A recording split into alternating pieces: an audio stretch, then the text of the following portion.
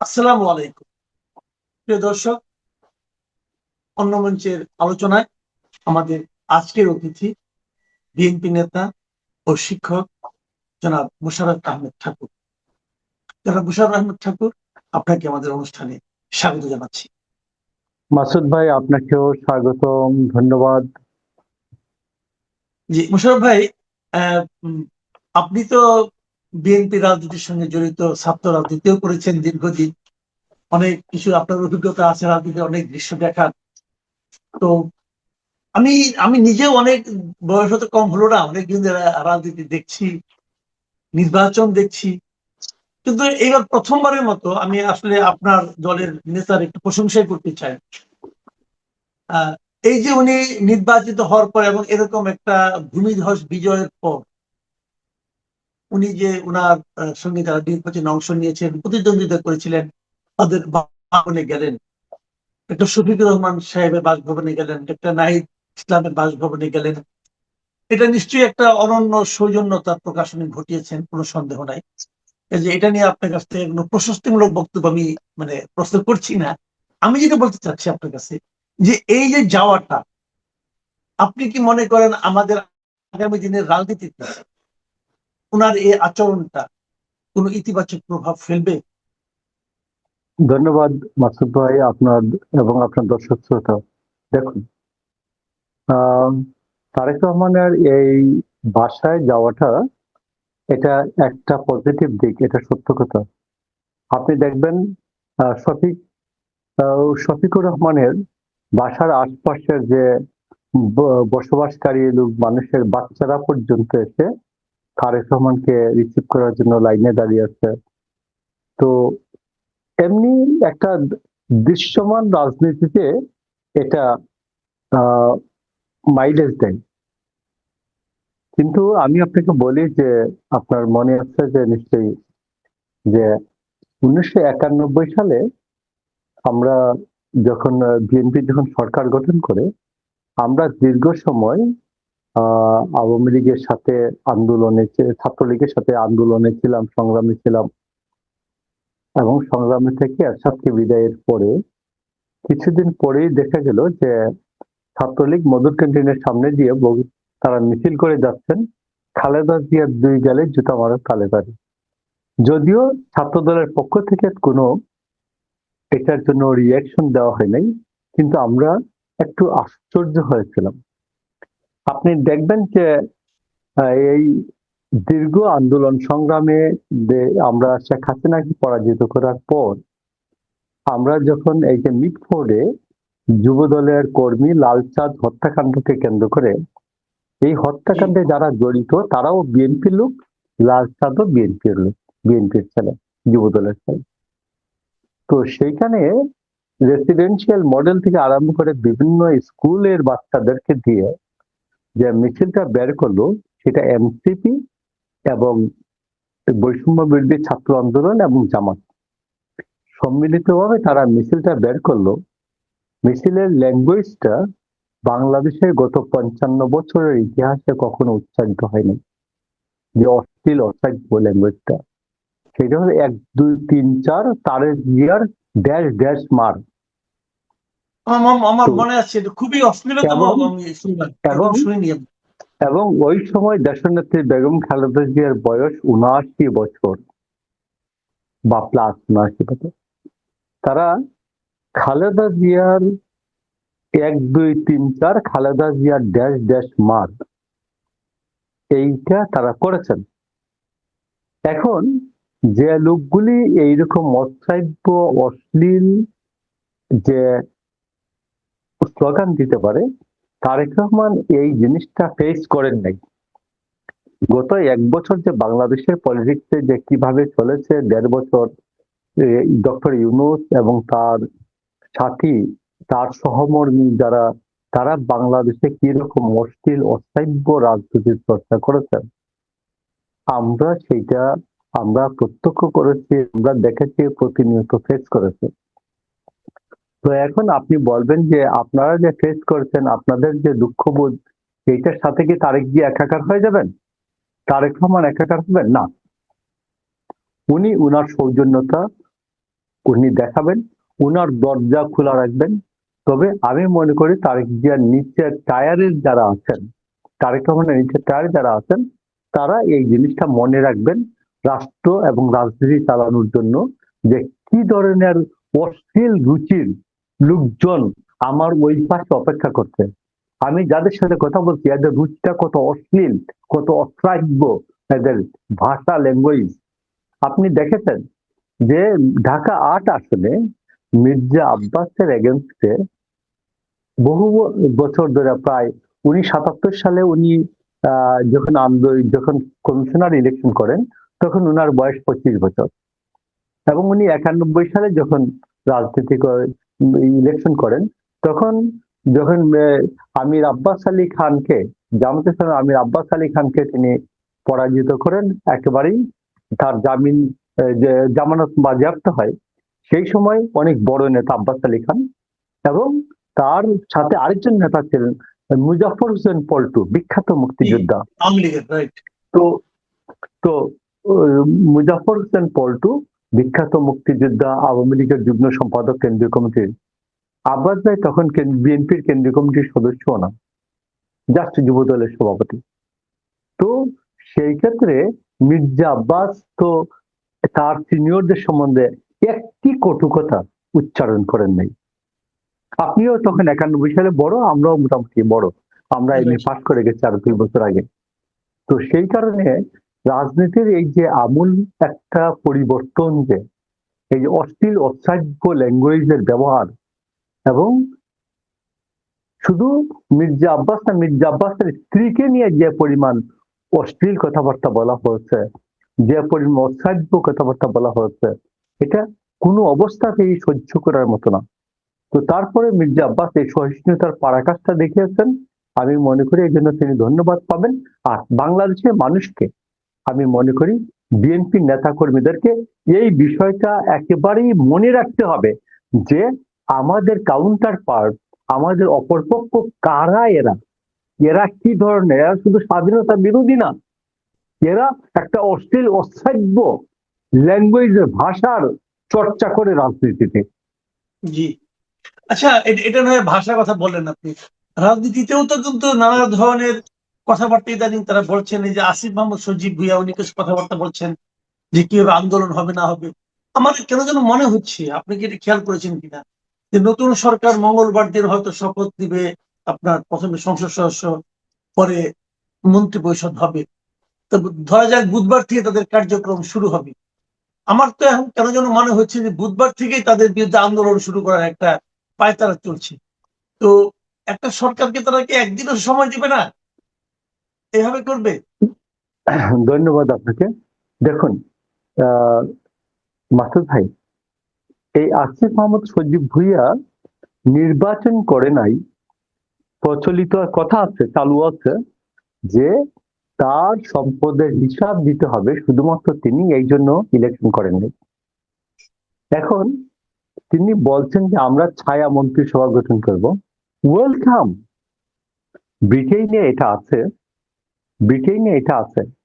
কিন্তু আমি আপনাকে বলি, আপনি বাংলাদেশে আসিফ মাহমুদ সজীব ভুঁইয়ারা যদি ছায়া মন্ত্রিসভা করেন, আমি তাদেরকে স্বাগত জানাবো। কিন্তু আমি আপনাকে বলছি, লিখে রাখেন, আসিফ মাহমুদ সজীব ভুঁইয়ারা কোনো ছায়া মন্ত্রিসভা গঠন করতে পারবেন না। কারণ প্রথমত একটা হচ্ছে বহিরঙ্গনগত কারণ। বাহ্যিক কারণটা হচ্ছে যে বাংলাদেশে এখন অফিসিয়াল সিক্রেসি অ্যাক্ট চালু আছে, আপনি জানেন। অফিসিয়াল সিক্রেসি অ্যাক্ট, আমি সালটা বলতে পারছি না, 1913 অথবা 1930 এইরকম অফিসিয়াল সিক্রেসি অ্যাক্ট। তো অফিসিয়াল সিক্রেসি অ্যাক্ট রাষ্ট্রীয় গোপনীয়তার আইন। তো সেই গোপনীয়তার আইন এটা রচিত হয় নাই, এটা চালু আছে এখনো। আপনার মনে আছে যে সাংবাদিক রোজিনা, প্রথম আলোর সাংবাদিক রোজিনা, তিনি একটি ফাইল লুকিয়ে দেখার কারণে তার বিরুদ্ধে অফিসিয়াল সিক্রেসি অ্যাক্ট আইনে মামলা হয়েছিল, মনে আছে আপনার? একদম মনে আছে, একদম। আচ্ছা, এবং সেটা ছিল জনস্বার্থে। করোনার আইন যে টেন্ডারটা, এটা কত টাকা। তো যাই হোক, সেইটা। আরেকটা হচ্ছে ছায়া মন্ত্রিসভা কেন হবে না? ছায়া মন্ত্রিসভা হলে ওকে আহ মন্ত্রণালয় পাত্তা দিতে হবে, তো তুই পাত্তা পাবি কেন, আমি পাবো না?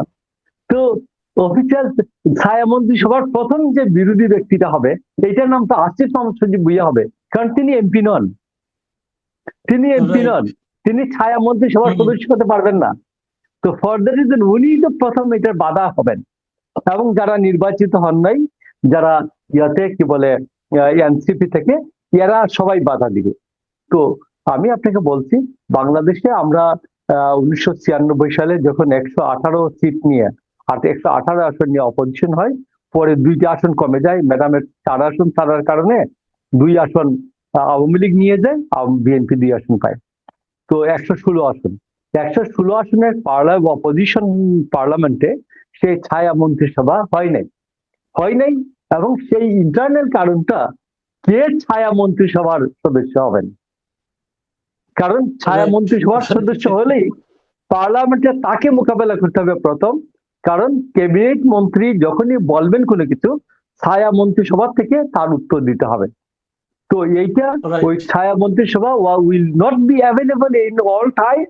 এন্ড আরেকটা হলো যে, কে ছায়া মন্ত্রিসভার সদস্য হবে, আমি হব না কেন, এইটার জন্য।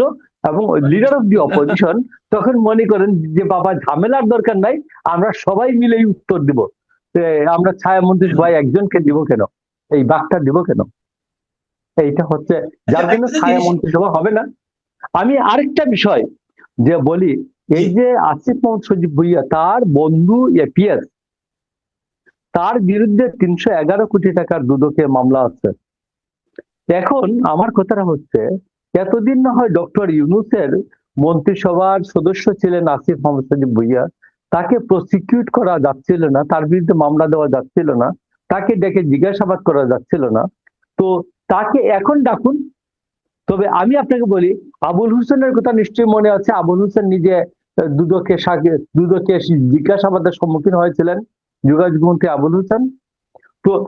আবুল হোসেন, আবুল সিটিং যোগাযোগ মন্ত্রী, তিনি যদি এই দুদকে গিয়া জবাবদিহিতা করতে পারেন, দুদকে তার যদি তিনি গিয়া প্রশ্ন উত্তর দিতে পারেন, তাহলে আসিফ মাহমুদ সজীব ভুইয়াকে এলাও করলেন না কেন ডক্টর ইউনূস? আপনি তো হাসিনার থেকে কি, আপনি না হাসিনার স্বৈরাচারের বিকল্প এসছেন, তো আপনি তো আপনার ক্যাবিনেটের মন্ত্রীকে দুদকে যেতে দেন নাই। তো ইন দ্যাট কেস, অনেকে মুখে মুখে বলেন আমি গণতন্ত্রী, আমি মানুষের অধিকারে বিশ্বাস করি, যখন নিজের খেতে হাল উঠে তখন বোঝা যায় তিনি কত বড় গণতন্ত্রী। ডক্টর ইউনূস তার ক্যাবিনেটের মেম্বার আসিফ মাহমুদ সজীব ভুইয়াকে দুদকে যেতে দেন নাই। আমার মনে হয় ডক্টর ইউনূস একদিন নিশ্চয়ই এটার জন্য জিজ্ঞাসিত হবেন। সবাই তাকে জিজ্ঞেস করবে, আপনার ক্যাবিনেটের মন্ত্রী আসিফ মাহমুদ সজীব ভুইয়াকে আপনি কেন দুদকে যেতে দিলেন না, কেন তাকে পাঠালেন না দুদকে, যে তোমার অবস্থান ব্যাখ্যা করে আসে। আচ্ছা, একটা বিষয় খুব বড় হয়ে মনে হয় দেখা দিবে আমার ধারণা, যে এই যে জুলাই সনদের পক্ষে হ্যাঁ ভোট না ভোট রেফারেন্ডাম হলো একটা, আবার বিপরীত দিকে বিএনপিও নির্বাচনের সময় তারা একটা মানে ইশতেহার ঘোষণা করলো, ম্যানিফেস্টো ঘোষণা করলো জনগণের সামনে, এবং তারই ভিত্তিতে তারা নির্বাচন করলো এবং 2/3 আসন পেল।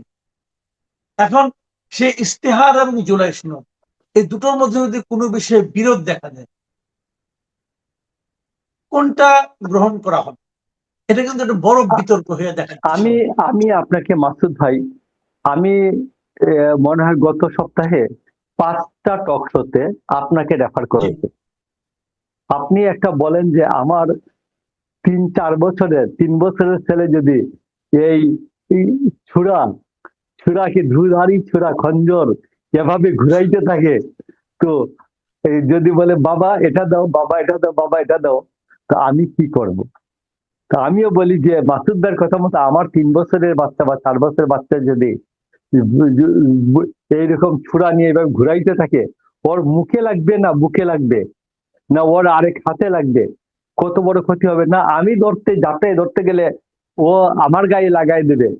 তো ওকে বলি, বাবা তুই কি চাস? চকলেট দেই, চকলেট। তুই বাবা আর কি চাও? বাবা তোমার কলমটা দাও, দিলাম কলম, ও ভেঙে ফেললো, মানলাম। বললো বাবা এই যে গ্লাস দাও, পানির গ্লাসটা দাও, দিলাম, ভেঙে ফেললো। বাবা 1 লাখ টাকার যে ক্রিস্টাল, ওই ক্রিস্টালের যে শপিসটা ওটা দাও। বলি বাবা ঠিক আছে দাও, ওটা ভেঙে ফেলে মানি। ওর হাত থেকে আমার চূড়াটা নেওয়া দরকার, কারণ রাইট। কত বড় ক্ষতি হবে এটার সীমানা নাই। তো বিএনপি এইরকম একটা চিপায় পড়ছিল যে ওই বাচ্চার হাতে, ও 3 বছরের বাচ্চার, 4 বছরের বাচ্চার হাতে ছোড়া, এটা ও ঘুরাচ্ছে এইভাবে এইভাবে ঘুরাচ্ছে, ওর মুখে লাগবে না, গলায় লাগবে না, পেটে লাগবে না, আমার গায়ে লাগবে। তো এইটাকে প্রথম ওকে বাঁচানো, নিজে বাঁচা, এটা খুব জরুরি দরকার ছিল। তো সেই জন্য বিএনপি জুলাই সনদ মানছে, যা বলছে তাই মানছে। তো এখন আমি আপনাকে বলি জুলাই মানে সনদ এটা এক ধরনের পুরাটাই একটা, ব্ল্যাকমেলের মতো বলতে চাচ্ছেন আপনি?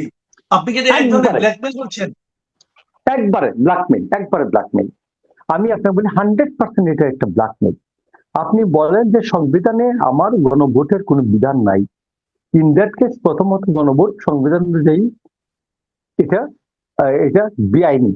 নাম্বার 2 হচ্ছে কাস্টমস অনুযায়ী 1972-তে আমাদের কনস্টিটিউশন গৃহীত হওয়ার পর থেকে এবং 1973-এর 7ই মার্চ নির্বাচন হওয়ার পর পর্যন্ত আজ পর্যন্ত প্রথা বা কাস্টমস এর গত ভাবেও কোনোদিন রাষ্ট্রপতি কোনো আদেশ জারি করেন নাই। মানে সংবিধান জারি থাকা অবস্থায় রাষ্ট্রপতি কোনো আদেশ জারি করতে পারেন না, আদেশটা সম্পূর্ণ বেআইনি, অবৈধ। তো রাষ্ট্রপতি এই অবৈধ কাজটা কিভাবে করলেন? রাষ্ট্রপতি 48-এর 3 অনুচ্ছেদ অনুযায়ী প্রধানমন্ত্রী নিয়োগ এবং প্রধান বিচারপতি নিয়োগ, দুইটি কাজ ছাড়া কোনো কাজ নিজে করেন না, সব কাজ ক্যাবিনেটের পরামর্শে করেন। তো ক্যাবিনেট রাইট। ছিলেন ডক্টর ইউনূসের ক্যাবিনেট, তারা পরামর্শ দিয়েছেন, তিনি আদেশ জারিতে আদেশে স্বাক্ষর দিয়েছেন, তার কোনো দায় নাই। তো এই অবৈধ আদেশ, এই বেআইনি আদেশ, এইটার টোটালটার দায় হচ্ছে ডক্টর ইউনূস অ্যান্ড হিজ ক্যাবিনেটের দায়িত্ব। তো ফর দ্যাট রিজন আমি আপনাকে বলি এই জুলাই সনদের কোনো আইনি ভিত্তি নাই, প্রথাগত ভিত্তি নাই, সাংবিধানিক ভিত্তি নাই। তিনটা, প্রথমত এটার সাংবিধানিক ভিত্তি নাই, দ্বিতীয়ত এটার কোনো আইনি ভিত্তি নাই, তৃতীয়ত এটার প্রথাগত কোনো ভিত্তি নাই। তো ফর দ্যাট রিজন টোটালি এটা ইলিগাল। এখন ইলিগাল জিনিসটার এগেনস্টে আপনি যেটা বললেন যে বিএনপির ইশতেহার দাঁড়াবে না, এখন আপনি বলেন যে জিনিসটার 3টা সংবিধান, আইন এবং প্রথাগত ভিত্তি নাই, সেটার এগেনস্টে বিএনপির যে ইশতেহার, এটা একটা আইনি বিষয়, এটা একটা প্রথাগত বিষয়, যে বিএনপির কি করবে পরবর্তী সরকারে গিয়ে, এইটা তার কমিটমেন্ট, যে দালিলিক কমিটমেন্ট, এটার নাম হচ্ছে ইশতেহার। এই ইশতেহার নিয়ে আপনি হাতে নিয়ে জিজ্ঞেস করবেন যে মিস্টার তারেক রহমান, মিস্টার মাননীয় প্রধানমন্ত্রী, আপনি এই ইশতেহারে এই বলেছিলেন, এইটা হচ্ছে আপনার অঙ্গীকার, আপনি করবেন কিনা? আপনি মাসুদ কামাল যখন দাঁড়াবেন কোনো ইন্টারভিউ করতে প্রধানমন্ত্রীর প্রেস কনফারেন্সে, আপনি তো এইটাই জিজ্ঞেস করবেন। তো ফর দ্যাট রিজন আমি মনে করি ইশতেহার will be, manifesto will prevail over the July charter. July charter totally illegal, July charter এগেইনস্টে আপনার ইশতেহারটা প্রিভেইল করবে সবসময়। এই জি, ক্ষেত্রে আপনি আমি কিছু একদম বলবেন শেষ কিনা? প্রশ্ন আসছি। এটা এটা আসলে অনেকে এই প্রশ্নটা করছেন, এটা কিভাবে এটা সমাধান হবে, এটা আপনার সেন্স কি বলে? যেমন ধরেন আমরা এতদিন দেখেছি যে উম, সরকার প্রধানের একটা সরকারি বাসস্থান ছিল গণভবন। খালেদা জিয়া যখন থাকতেন তখন এগুলি নাকি নিরাপত্তার বিষয় থাকে, কিন্তু খালেদা জিয়া যখন প্রধানমন্ত্রী ছিলেন তখন তিনি অবশ্য সেনানিবাসেই থাকতেন, ওটাকে উনি নিরাপদ মনে করতেন বলে। এখন তো গণভবনকে ওটা আবার একটা মিউজিয়াম বানানো হয়েছে, তো এখন মিউজিয়ামের কাজ চলছে এখনো। তারেক রহমান নতুন প্রধানমন্ত্রী হলেন, তারেক রহমানের সম্ভাব্য বাসস্থান কি হচ্ছে, নাকি উনি যমুনায় যাবেন, না কোথায় যাবেন, এটা নিয়ে আপনার কোনো চিন্তা ভাবনা আছে কি? আমি কি মাসুদ বলছেন? ভাই আপনাকে বলি যে দেখুন, জি। গণভবন এটা একটা রাষ্ট্রীয় সম্পত্তি। আপনাকে জি। বলি যে একটা আমাদের দেশে, আপনার বাড়ি ময়মনসিংহ, আমার বাড়ি হবিগঞ্জ, আমাদের হবিগঞ্জে ময়মনসিংহ গীতিকার সাথে হবিগঞ্জ বানিয়াচং দারুণ ভাবে নিবিড় ভাবে যুক্ত। আপনি জানেন যে দেওয়ানা মদিনায় আছে, দেওয়ানা মদিনায় যে মদিনা তিনি বলছেন যে তার আপন ভাইকে ময়মনসিংহে বাড়ি ওনার, যে হুম। ভাইয়ের ডাকিয়া কয় তুমি সদর ভাই, তোমার কাছে তো মোর কিছুই গোপন নাই, তুমি যাও হ্যাঁ। পরাণের পুত্র সূর্যেরে লইয়া, খসমের খবরে কানহ জানিয়া, এই না বলিয়া দিদি পাঠায় তারারে, যাইতে যাইতে গেল তারা বান্যাচং শহরে। তো ময়মনসিংহের সাথে বানিয়াচং-এর রিলেশনটা এইরকম। তো আমি আপনাকে জি বলি, আমাদের এখানে বলে 12 হাত মৌলানার 13 হাত দাড়ি, এটা তো ভাই 18 হাত দাড়ির মতো। আপনি আমার বাংলাদেশের যে জাতীয় মিউজিয়াম, শত বছরের যে জিনিস আছে, সহস্র বছরের মিউজিয়াম, সেই মিউজিয়াম হচ্ছে 3 একর না 4 একর জায়গার উপরে, যে সাবান এইরকমই হবে। জি তো বা 2 একর হবে, 5-6 বিঘা জায়গা। তো সেই মিউজিয়াম হচ্ছে এইরকম। আর আপনি ওইখানে গণভবন, এই যে 50 একরের একটা সম্পত্তি আপনি ছেড়ে দিচ্ছেন, বলেন যে জুলাই মিউজিয়াম বানাবো। এটা কি, এটা কি জমিদারি? কিন্তু জমিদারি না, এটা আধুনিক রাষ্ট্র। আপনি চিন্তা ভাবনা করে সিদ্ধান্ত নেবেন। আপনি জাতীয় জাদুঘরে একটি কর্নার হতে পারে হাইয়েস্ট, যে দিস ইজ জুলাই কর্নার। আপনার মনে আছে যে জি বিএনপির সময় জিয়াউর রহমান কর্নার হয়েছিল, এই জাতীয় জাদুঘরে শেখ মুজিবুর রহমানের একটা বঙ্গবন্ধু কর্নার হয়েছিল। তো হাসিনা কি যে এত বড় ফ্যাসিস্ট বলি, হাসিনা তো এইরকম একটা 100 বিঘা জায়গার উপর কোথাও বলে নাই যে আমার বাবার একটা মিউজিয়াম করব। সে বরঞ্চ জাতীয় জাদুঘরে একটা কর্নার করেছিল, বঙ্গবন্ধু কর্নার, মনে আছে আপনার? তো সেই ক্ষেত্রে আমি right. বলবো এখনো যে ডক্টর ইউনূসের শুভবুদ্ধির উদয় হবে। তিনি বরঞ্চ এই এইসব ভঙ্গিযোগী রেখে উনি জাতীয় জাদুঘরে নতুন প্রধানমন্ত্রীকে বলতে পারেন যে ভাই, তুমি বাবা, তুমি একটা জুলাই জাদুঘরে কর্নার করে দাও জাতীয় জাদুঘরে, বলো সংস্কৃতি মন্ত্রণালয়কে, এটা বলতে পারেন। কিন্তু এটা গণভবন কোনো অবস্থাতেই এই জুলাই জাদুঘরের জন্য, তো শেখ হাসিনা তো এই আমাদের প্রধানমন্ত্রী কার্যালয়ে বসতেন, তো ওটা ছেড়ে দিচ্ছেন কেন? এই যে যমুনায় শেখ হাসিনা থাকতেন, মনে আছে প্রথম দিকে এই যে বিডিআর হত্যাকাণ্ডের যে নেগোসিয়েশন যে করলো বিডিআর এর সাথে, হ্যাঁ হ্যাঁ হ্যাঁ হ্যাঁ। যমুনায় হয়েছিল। তো যমুনাকেও মিউজিয়াম বানান, প্রধানমন্ত্রীর কার্যালয়কে মিউজিয়াম বানান, শেখ হাসিনা যত জায়গায় বাংলাদেশে গেছে সব জায়গাকে মিউজিয়াম বানায় দেন। তো তো এই শুধু গণভবন কেন, শুধু গণভবন কেন, সমস্ত তার মানে জায়গায় শেখ আপনি হাসিনা বলতে যত চাচ্ছেন জায়গায়, এটা একটা হুজুগের সিদ্ধান্ত। একবারে হুজুগের সিদ্ধান্ত হয়, আর নয় এটা একটা দুষ্টামিপূর্ণ সিদ্ধান্ত, বিশাল দুষ্টামিপূর্ণ সিদ্ধান্ত, যে পরবর্তী প্রধানমন্ত্রী যেন তার বাসস্থান, অফিস এবং যমুনা তো প্রধানমন্ত্রীর সান্ধ্যকালীন অফিস, আপনি জানেন তো, সান্ধ্যকালীন অফিস, হুম। যে রাজনৈতিক নেতা কর্মীরা দেখা করবেন, সাক্ষাৎ করবেন, এটা যমুনা। আর প্রধানমন্ত্রীর কার্যালয়ে বেসিক্যালি তিনি রাষ্ট্রীয় দায়িত্বপূর্ণ কাজকর্ম করেন, নথিপত্র থাকে ওইখানে। আর এইটা হচ্ছে যমুনা হচ্ছে প্রধানমন্ত্রীর রাজনৈতিক কার্যালয়, আর গণভবন হচ্ছে তার অফিসিয়াল বাসভবন। তো সেই ক্ষেত্রে এটাকে বিশাল একটা দুষ্টামিপূর্ণ সিদ্ধান্ত, যে এই সাদা চুলের যে লোকটা, আপনার ভাই আর কি, আপনার মতো সাদা চুলের উপদেষ্টা যে আদিলুর রহমান, তার এটা হলো দুষ্টামিপূর্ণ সিদ্ধান্ত। যে এবং ডক্টর ইউনূস এই সিদ্ধান্ত দুষ্টামির সাথে আছেন, যে পরবর্তী প্রধানমন্ত্রী যেন গণভবনে আরাম করবি, এটাকে খেয়ে ফেলবো, এটাকে জুলাই জাদুঘর বানিয়ে দেবো। এটা হচ্ছে এইরকম একটা দুষ্টামি সিদ্ধান্ত আর কি। জি অনেক ধন্যবাদ, অনেক ধন্যবাদ আপনাকে ছোট্ট একটা জিনিস মনে করিয়ে দেই, ছোট একটা জিনিস জি মনে করিয়ে প্লিজ দিই। এই সরকারের এই এই ইন্টারিম গভর্নমেন্টের সর্বশেষ একটা ভালো কাজ করার সুযোগ তাকে দিতে চাই। তার লাইফ টাইমে তো ভালো কাজ নাই। তো ভালো কাজ হচ্ছে, আমি আপনাকে বলি যে এই গত 1 বছরে প্রায় সাংবাদিক, আইন ও সালিশ কেন্দ্রের রিপোর্ট অনুযায়ী 381 জন সাংবাদিক, এই 381 জন সাংবাদিক নির্যাতনের শিকার হয়েছেন, 3 জন হত্যাকাণ্ডের শিকার হয়েছেন। আমি আপনাকে একটা ছোট্ট গল্প দিয়ে এটা শেষ করি। আমার মাধবপুর উপজেলা, হবিগঞ্জের মাধবপুর উপজেলার একজন চেয়ারম্যান ছিলেন, উপজেলার পৌরসভার চেয়ারম্যান ছিলেন, নাম হলো মুসলিম মিয়া। তিনি নির্বাচনের সময় তার একটা মাধবপুরের ভিটি দোকান বিক্রি করলেন 50 লাখ টাকা দিয়ে। তো বিক্রি করে তারপর ওইটা উনি রাখতেন ইয়াতে, ব্যাংকে 50 লাখ টাকা রাখার পরে তার প্রতিপক্ষ করছে কি, এবং এইটা রেজিস্ট্রি হয়েছে 12 লাখ টাকায়। তো তার প্রতিপক্ষ করছে এটা দরখাস্ত দিয়েছে সূত্র করে, যে তার 50 লাখ টাকা অবৈধ টাকা আছে ইয়াতে, ব্যাংকে। দুদক এটা পেয়ে গেছে। দুদক বলছে আপনার নিজের সোর্স কি? সে বলছে ভাই আমি দোকান বিক্রি করছি 50 লাখ টাকা দিয়ে। বলছে দলিল দেন। দলিলে তো লেখা 12 লাখ টাকা। তো যারা দলিল ক্রেতা এরা প্রথম প্রথম আইসা বলছে ইনকোয়ারির সময় যে না আমরা এটা 50 লাখ টাকা দিয়ে কিনছি। যখন দেখছে প্যাচ লাগিয়ে দিয়ে দিচ্ছে, ওরে বলছে আপনারা হোয়াইট মানি দেখান। তো এখন এরপরে ও চুপ হয়ে গেছে, বলছে যে আমি জানি না। তো এই মুসলিম মিয়া বহুদিন ঘুরলেন, এটা নিয়ে বহুদিন ঘুরছেন। দুদকেও বুঝে যে 50 লাখ টাকা বিক্রি হয়েছে, জমি বিক্রি দলিল হচ্ছে 12 লাখ টাকায়, কিন্তু দুদক মামলা ছাড়তে পারে না।